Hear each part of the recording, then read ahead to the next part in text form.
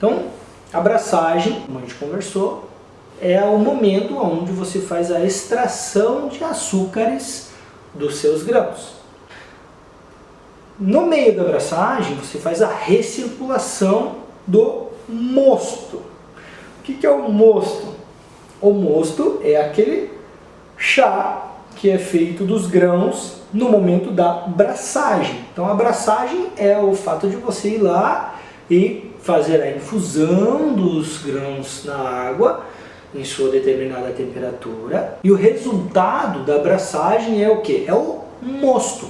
E você faz uma circulação desse mosto para que ele fique passando o líquido por cima desse malte moído, para que você extraia o máximo de açúcar possível. Por quê? Porque é o açúcar que vai nos trazer a quantidade de álcool no final do processo de fermentação, certo? Então o açúcar que é convertido em álcool. Ao final da abraçagem, você vai fazer uma transferência desse mosto, desse líquido que é um chá doce, para uma outra panela, ou se você estiver utilizando um processo que é apenas uma panela, você vai ter que retirar todo esse mosto de dentro dos grãos. Então passar apenas o líquido para um outro recipiente. E aí você vai fazer o que? A fervura desse mosto, certo? A fervura ela é extremamente importante porque ela vai eliminar toxinas que podem ter vindo junto com aquele malte. É para matar bactérias mesmo, é para você acentuar melhor o mosto, porque ele pode ter vindo numa densidade baixa e você tem que chegar na densidade correta da sua abraçagem. Você passa todo esse líquido para dentro de uma outra panela, faz uma fervura desse líquido e as adições de lúpulo conforme a sua receita.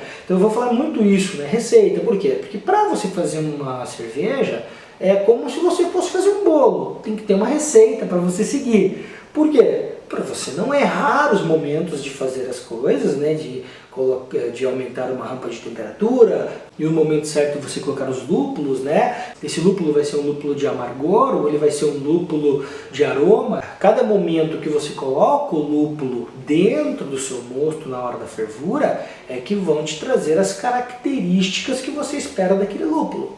Então, ao final da fervura, quando você já finalizou toda essa fervura, você vai fazer o que? O resfriamento desse mosto para passá-lo para dentro de um fermentador.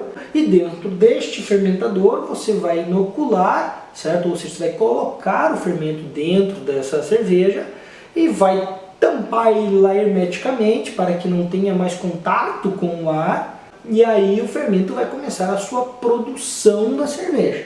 Certo? Então quem produz a cerveja? Não é você, cervejeiro. Quem produz a cerveja é o fermento. Ele é o cara. Ele é que faz tudo acontecer. Então, para que tudo isso ocorra de uma forma legal, correta, sem maiores problemas, você tem que seguir uma receita, um passo a passo. Hoje existem softwares aí na internet que você pode baixar que te auxiliam muito no momento de você fazer a sua receita. E aí é legal, porque se você fizer a receita hoje, depois tentar replicá-la, você vai percebendo que você vai sempre ajustando uma coisa ou outra. Na primeira o amargor ficou muito pronunciado e poxa, muito amargor, não ficou tão legal. Ou não, ficou baixo amargor, acho que dá para deixar mais amarga, trazer um pouco mais, né, de potência para minha cerveja. Então, antes de iniciar a fermentação, você vai ter que medir o que? A densidade. A medição de densidade é para te mostrar quanto de açúcar você tem dentro daquele mosto. Será isso que você esperava? E ao final da sua fermentação, você vai medir novamente a densidade, vai verificar as diferenças de densidade, faz um cálculo que você acha em qualquer site de internet aí de cerveja, livros e tudo mais, que ele vai te mostrar como fazer o cálculo para chegar no seu ABV, ou teor alcoólico. Então, toda vez que a gente fala de ABV, é o que? É o teor alcoólico da sua cerveja. Poxa, legal, a minha cerveja ficou super amarga. Às vezes você escuta as pessoas falando IBU, ou você pega uma cerveja lá e diz IBU da cerveja é 30, 20, 5 e assim por diante. O IBU ele é uma forma de você mostrar o grau de amargor da tua cerveja. Mas o fato, às vezes, de uma cerveja ter um grau de IBU alto não significa diretamente que ela é uma cerveja extremamente amarga. Por quê? Porque você faz a cerveja sempre pensando no quê? Numa constância, num equilíbrio. Então, se a sua cerveja ela é bem equilibrada, a quantidade de álcool que tiver dentro dela, com a quantidade de amargor que tem dentro dela, com o dulçor residual, se tudo isso estiver de uma forma bem equilibrada, o seu amargor pode ser que o IBU seja alto, mas ele não seja assim tão perceptível no palato, certo? Na hora de você beber a cerveja. Outro ponto que é importante, que a gente vai falar bastante aqui, é a carbonatação, certo? O que é carbonatação? Carbonatação nada mais é que a quantidade de CO2 que tem diluída dentro da tua cerveja. Então assim, quanto mais CO2 estiver diluído dentro da sua cerveja, mais carbonatação ela tem. Existem duas formas até onde eu sei de carbonatação. Uma é da forma de priming, que é o quê? Quando você termina de fazer a fermentação da sua cerveja e a maturação dela, você vai engarrafar, você adiciona uma quantidade de mais ou menos aí, depende muito do tipo de cerveja, tá? Tem cervejas que vai um pouco mais, cervejas que vai um pouco menos, mas em média aí 6 gramas de açúcar por litro de cerveja. E aí você engarrafa ela, deixa ali mais uma semaninha mais ou menos estocadinha, bonitinha em temperatura ambiente, ela vai fazer uma refermentação dentro da garrafa. E esta refermentação vai gerar uma borra ao fundo da garrafa, coisa normal, não faz mal nenhum e vai te dar toda a carbonatação da tua cerveja. Outra forma de você fazer a carbonatação da sua cerveja é a carbonatação forçada, que é como? É quando você pega o CO2 de um cilindro e injeta dentro dessa cerveja.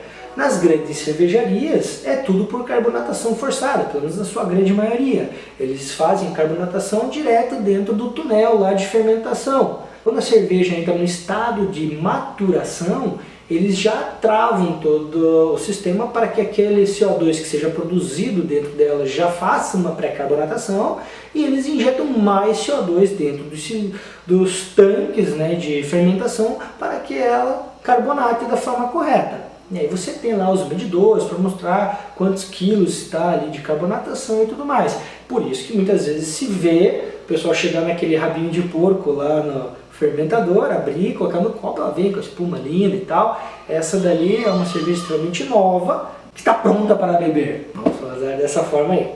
Outra palavra que a gente vai começar a utilizar bastante aí é o drinkability. O que é o drinkability? Meu Deus, palavra louca? Não, ela é nada mais nada menos do que o quanto essa cerveja está boa para você, que você consegue continuar bebendo ela sem parar. Quanto mais fácil de beber a cerveja, aquela cerveja que você pega e toma com gosto, repete o pint e vamos tomando, ela tem um maior drinkability. Agora aquela cerveja, que é uma cerveja mais pesadona, uma cerveja mais que empapuça fácil e tudo mais, você toma um copo já, pô, pra mim já deu, não quero mais, essa tem um baixo drinkability.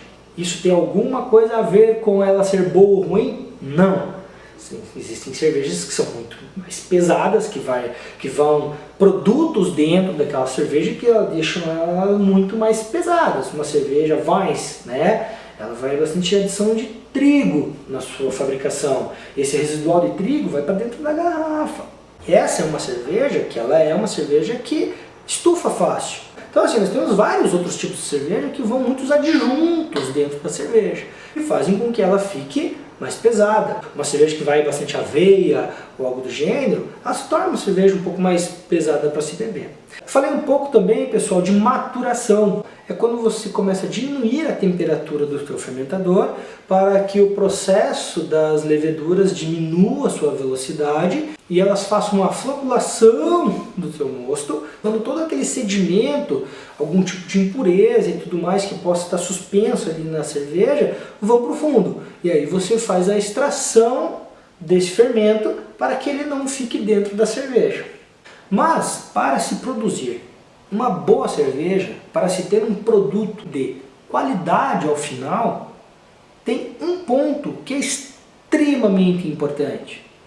Temos que ter todo um cuidado, já falei isso acho que em outro vídeo, com relação à água, com relação aos produtos que você está utilizando. Mas a sanitização do sistema, a sanitização de todo o processo é de extrema importância.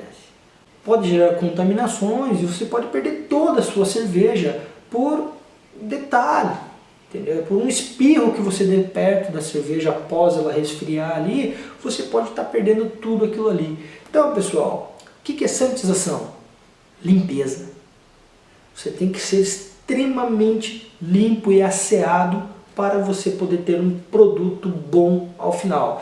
Ele pode, às vezes, não ter ficado da forma que você gostaria, certo? Às vezes você queria ter puxado alguns sabores, aromas e tudo mais que você não conseguiu trazer para aquela cerveja. E você vai ter a chance de corrigir isso no futuro.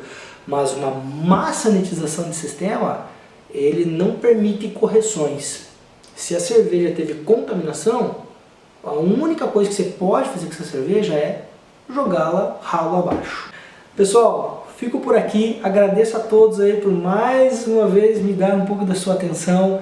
Peço, se possível, se registrem em nosso canal no YouTube, Facebook, Instagram.